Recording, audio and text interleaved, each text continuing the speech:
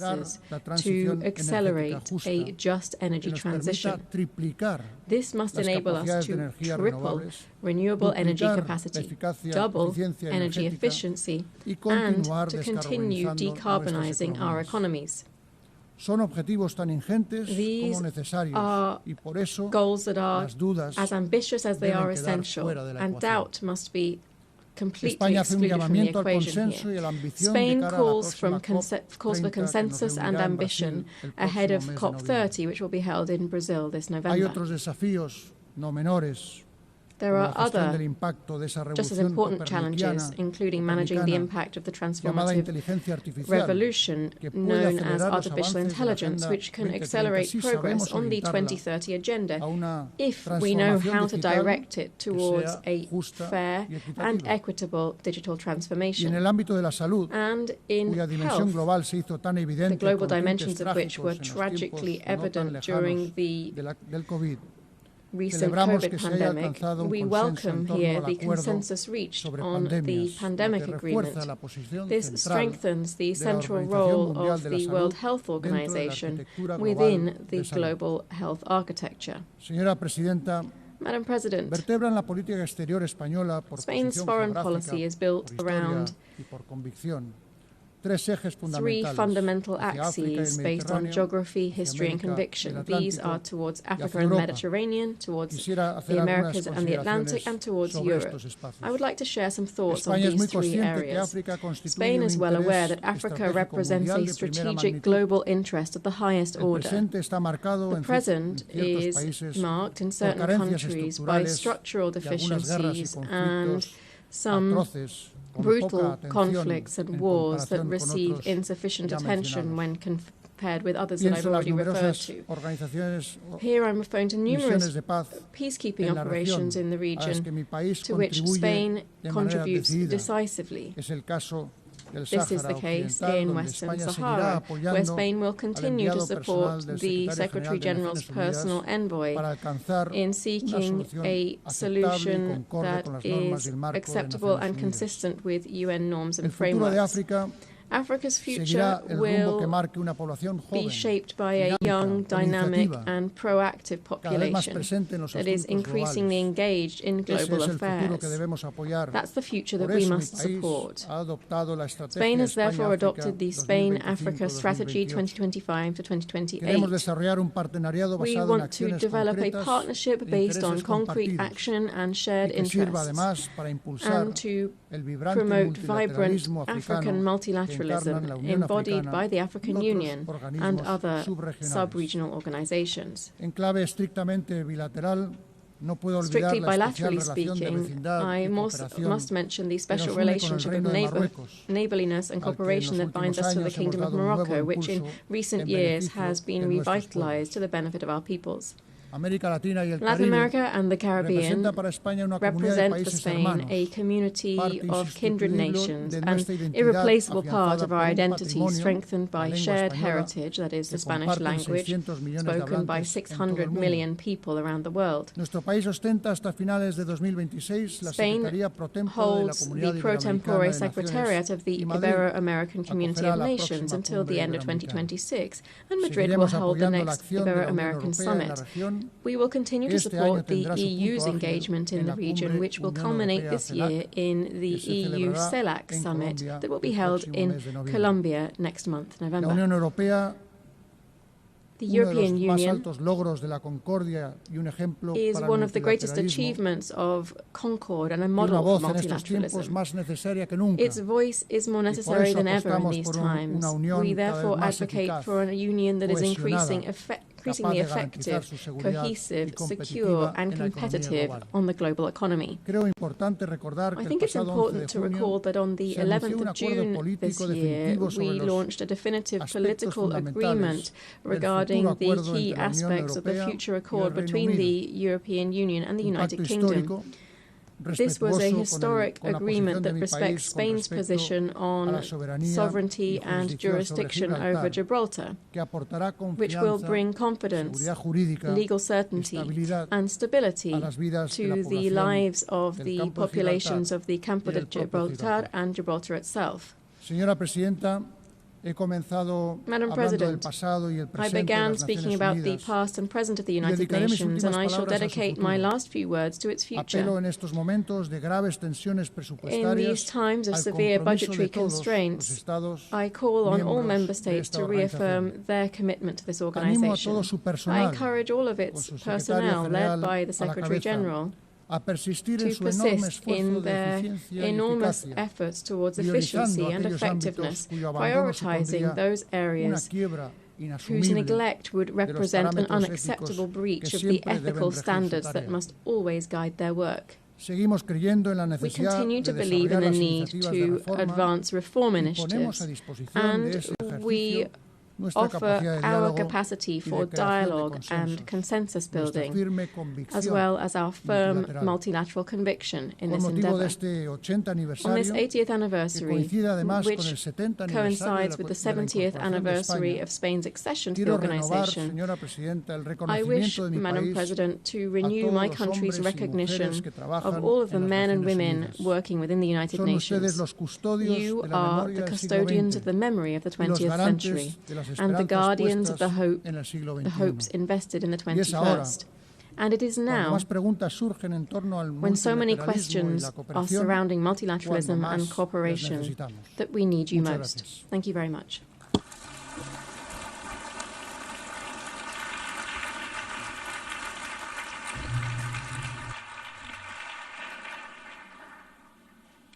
On behalf of the General Assembly, I wish to thank the King of Spain. L'Assemblée va entendre l'allocution de son Excellence, Monsieur Volodymyr Zelenskyy, président de l'Ukraine. Je prie le protocole de bien vouloir accompagner son Excellence, que j'invite à prendre la parole devant l'Assemblée.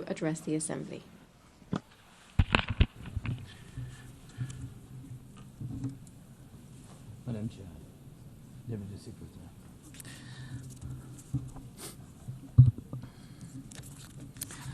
Dear leaders, dear friends, and all those who can become our friends, because you want safety and peace just as much as we do. Today, no one but ourselves can guarantee security. Only strong alliances, only strong partners, and only our own weapons. The 21st century isn't much different from the past.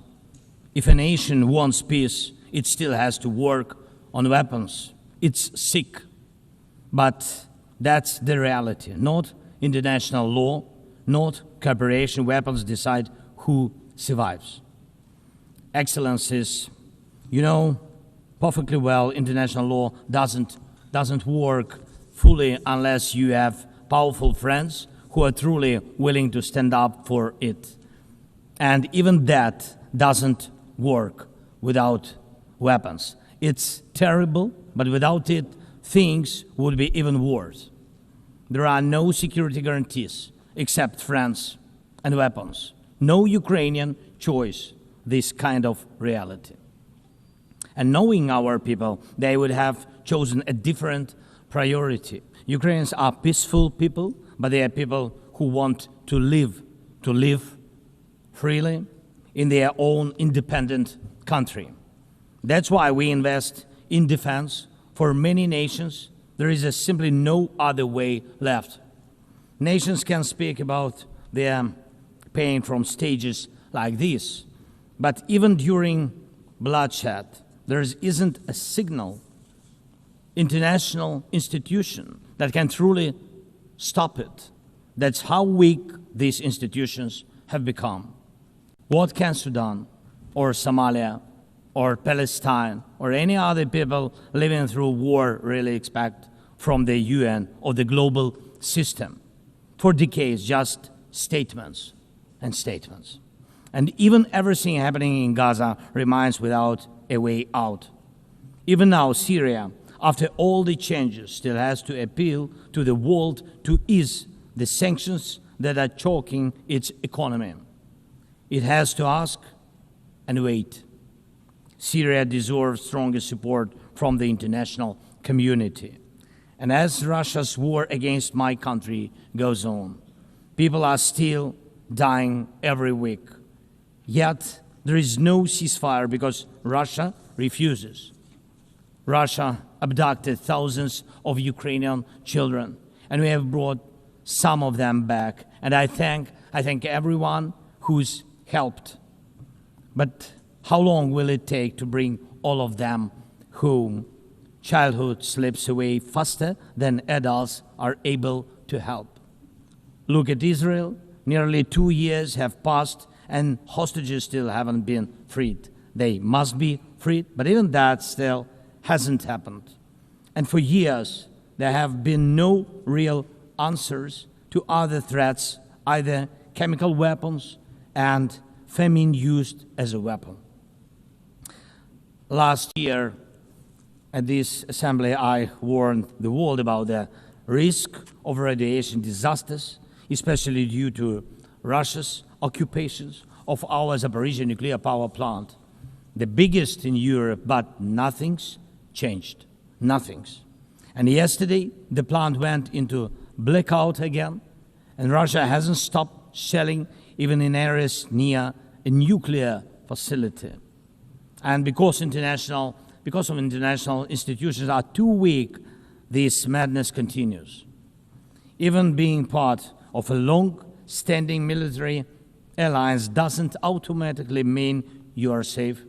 Just recently, 19 simple Russian drones violated Polish airspace, and only 4 were shut down. Luckily, they were not shaheeds or even worse. Otherwise, the results would have been horrific. Estonia had to call a UN Security Council meeting for the first time in history because Russian fighter jets deliberately entered its airspace. Moldova is defending itself again from Russia's interference. We are helping Moldova, and Russia's trying to do to Moldova what Iran once did to Lebanon. And the global response, again, not enough. We have already lost Georgia in Europe. Human rights and the European nature of the state system are only shrinking there. Georgia is dependent on Russia. And for many, many years, Belarus has also been moving toward dependence on Russia. Europe cannot afford to lose Moldova too. It's important to remember how the world once ignored the need to help Georgia after Russia's attack, and how the moment was missed with Belarus. How Moldova must not be lost. And for Europe, supporting Moldova's stability is not costly, but failing to do so would come at a much higher price.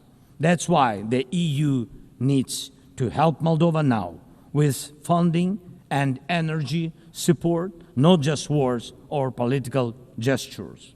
We must not forget about protecting the rights of people and the rights of nations in regions where these rights are under threat. The UN Charter and the Universal Declaration of Human Rights must apply everywhere. But the Taliban in Afghanistan dragged a whole country back into the dark ages. Cartels in some Latin America countries are more powerful than the government there. This is all about collapse of international law and the weakness of the international institutions. And so it's about the rise of weapons. Weapons decide who survives. Excellencies, yesterday President Trump stood right here in this hall, and God saved him from a murder attempt during the campaign. A shot was fired from a rifle, and just a fraction of an inch saved his life. Just days ago, President, along with hundreds of thousands of Americans, honored the memory of Charlie Kirk. Sadly, his life was cut short by a bullet. Once again, violence with a rifle in hand. We also mourn the Ukrainian woman, Irina Zarutska. She was brutally killed with a knife here in America, the very country where she was seeking refuge from Russia's war. And almost every day when we open the news, we see headlines about violent attacks happening all around the world. Most of it is done with weapons. People are already used to, but weapons are evolving faster than our ability to defend ourselves.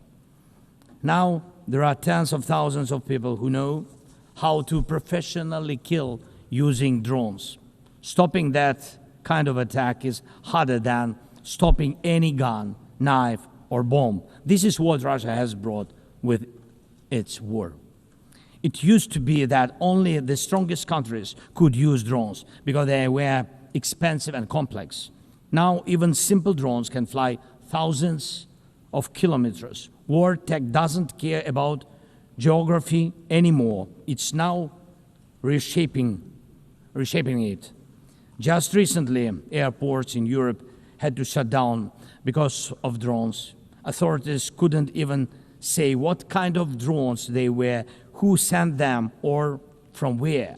Last week, North Korea announced the test of a tactical strike drone. That means even countries with limited resources can now build weapons that are dangerous to their neighbors. Ukraine and nations like Saudi Arabia know all too well how dangerous Iranian attack drones are. But what happens when all the types of drones become available, even to small terrorist groups or cartels? The world moves too slowly to protect itself, and weapons move fast. Now companies are already working on drones that can shoot down other drones, and it's only a matter of time, not much, before drones are fighting drones, attacking critical infrastructure, and targeting people all by themselves, fully autonomous and no human involved, except the few who control AI systems. Dear leaders, we are now living through the most destructive arms race in human history, because this time includes artificial intelligence.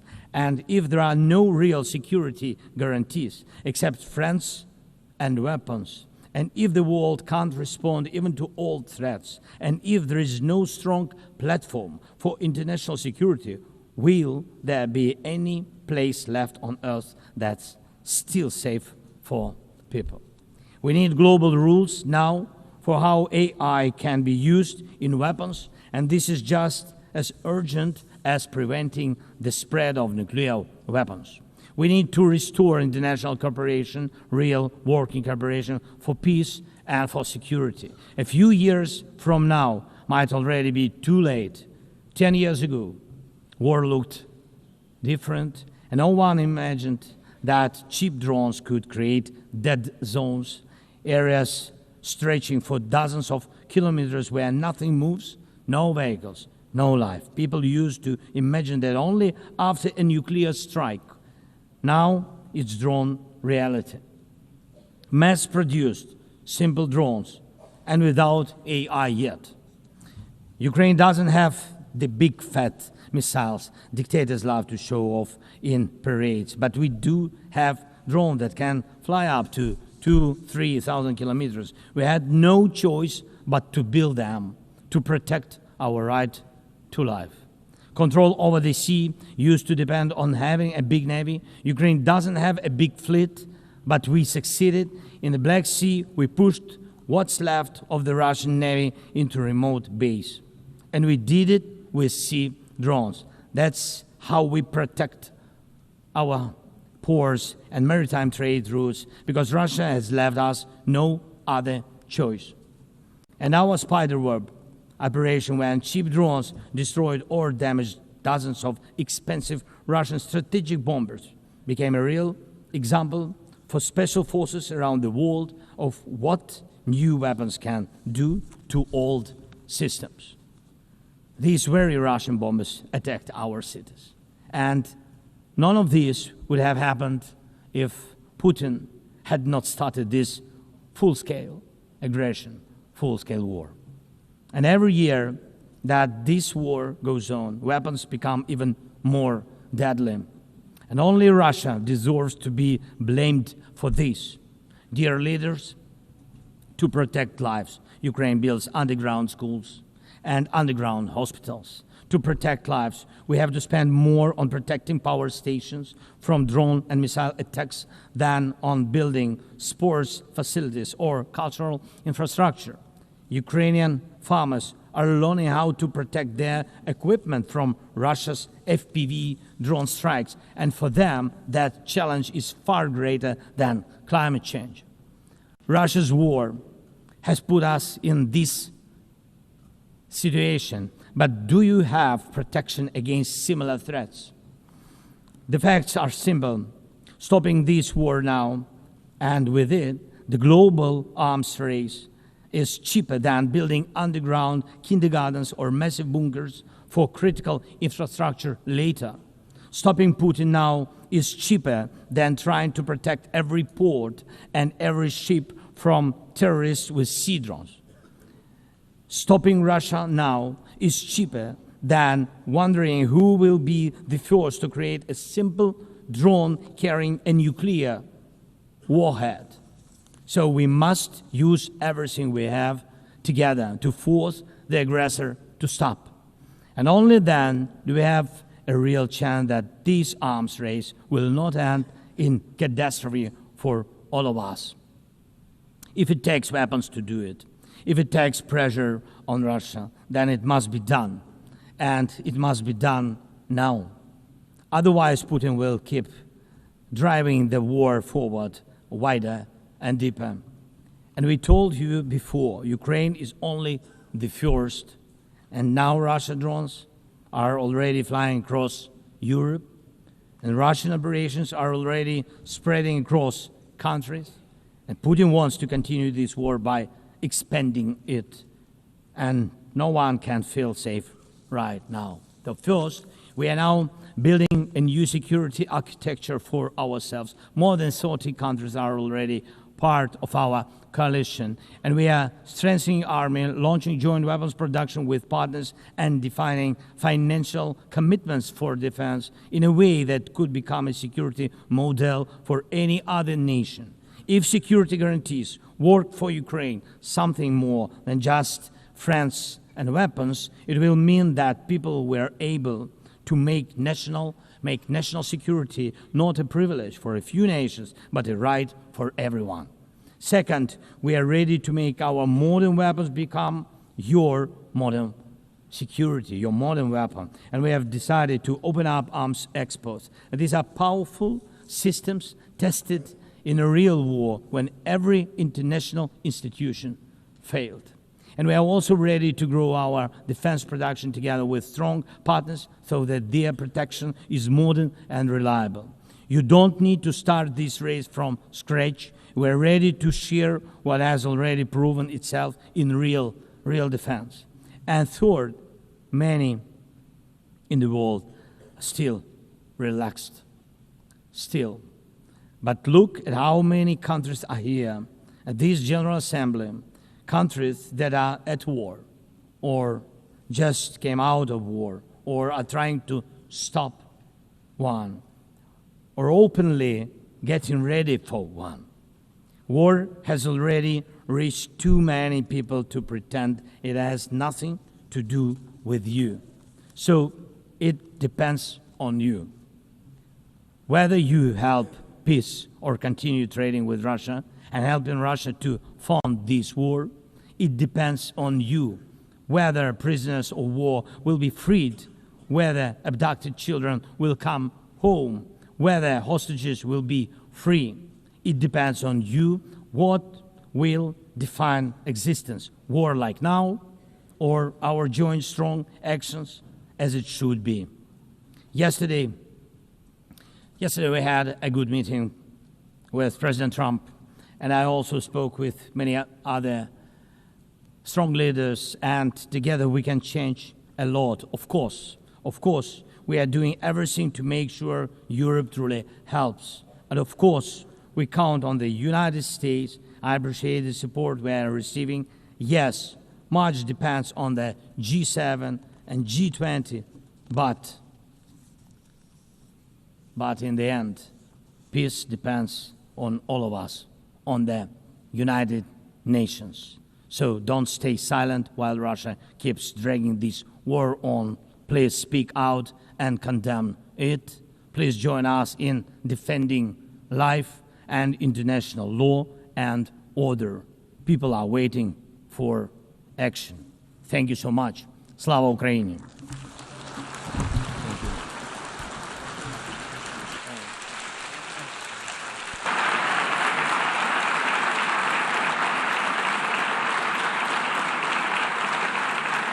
Au nom de l'Assemblée générale, je tiens à remercier le président de l'Ukraine. L'Assemblée va entendre l'allocution de son Altesse Sérénissime, le Prince Albert II, Sovereign Prince of Monaco. Je prie de bien vouloir accompagner, je prie le protocole de bien vouloir accompagner son Altesse Sérénissime, que j'invite à prendre la parole devant l'Assemblée.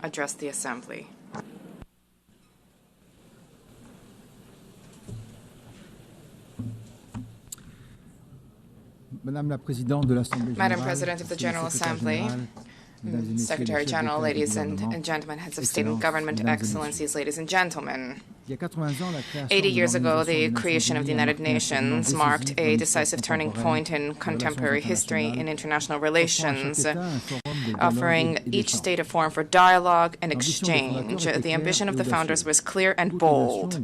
All nations, large and small, need to be able to participate on equal footing in crafting collective solutions, equality, respect, dialogue. This is the heart of the multilateral spirit and underpinning the values where Monaco found its place within the concert of nations.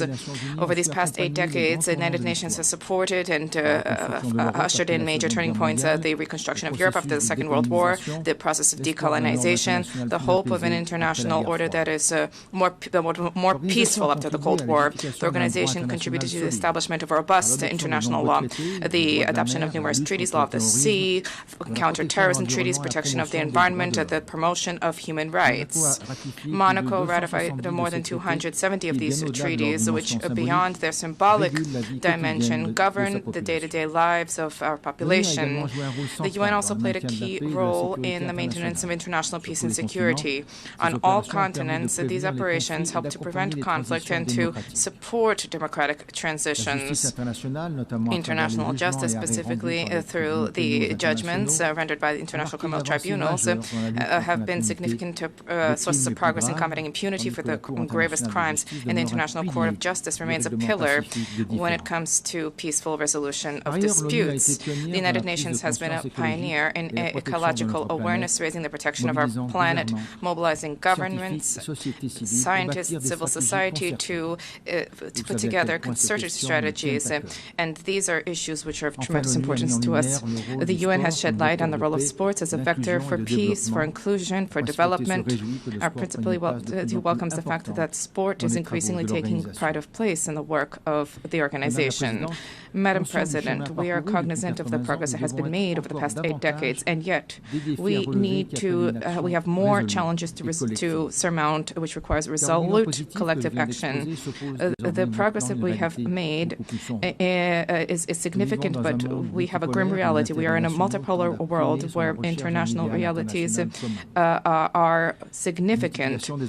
There are proliferation of peacekeeping operations show that dialogue and preventive diplomacy, unfortunately, do not always generate the anticipated results. International security is today gravely imperiled. International tensions and conflicts are spreading in all 4 corners of the world, and this makes it all the more necessary for there to be a reaffirmation of the core principles of the United Nations: sovereignty of states, peaceful dispute resolution, respect for international law, and human rights.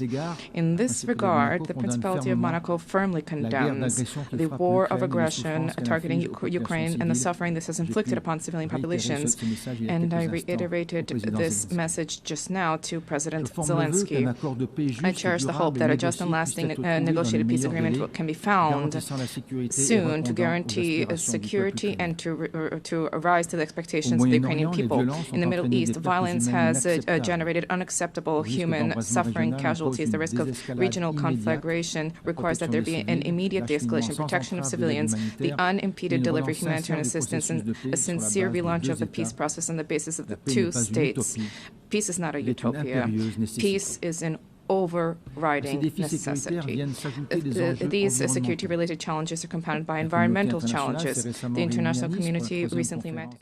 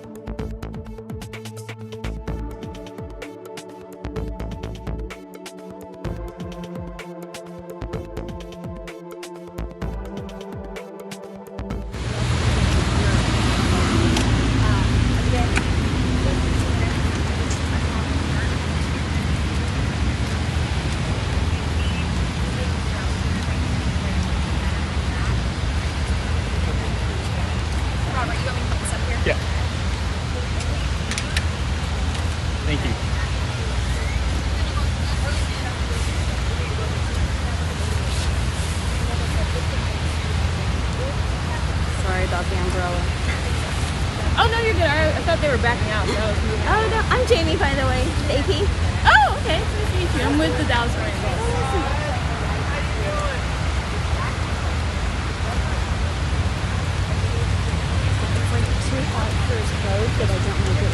Yeah, no, I forgot my info.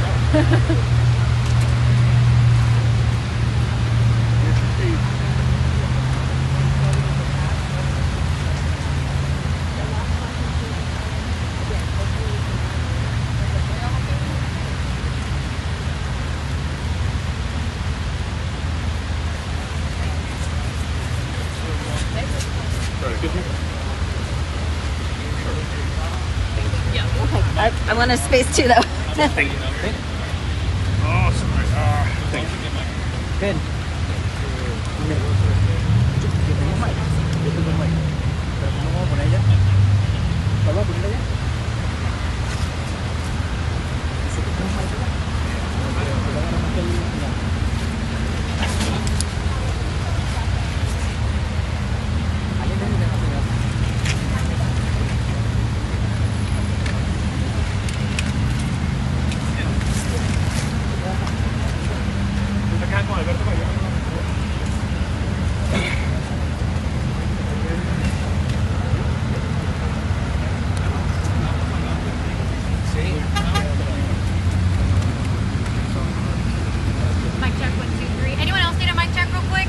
Please. Mic check 1 2 3. Mic check 1 2 3 4 5. Mic check 1 2 3 4 5. Yeah. All good. Thank you. Thank you.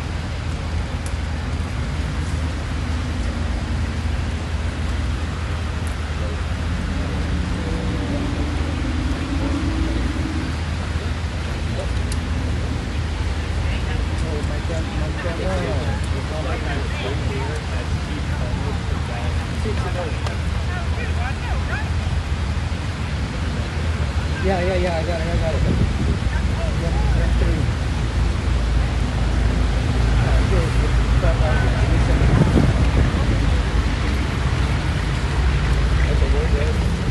What? Y'all wouldn't lie with this?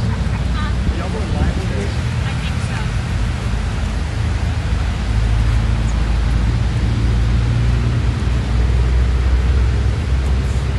So we can request. Oye, Angélica. Angélica. Pendiente cuando tengas la conferencia. Voy a hacer un match, a ver si me escuchas ahí. Ah, ya va a hablar. We need a few more minutes. So Okay. stand down.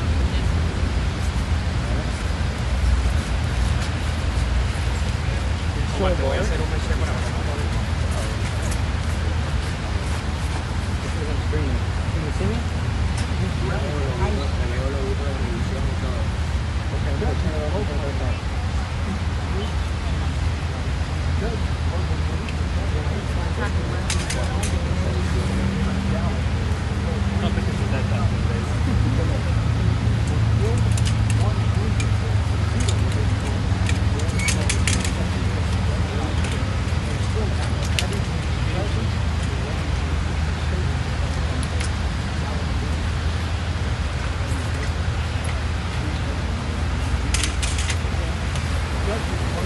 En 4 minutos viene la conferencia.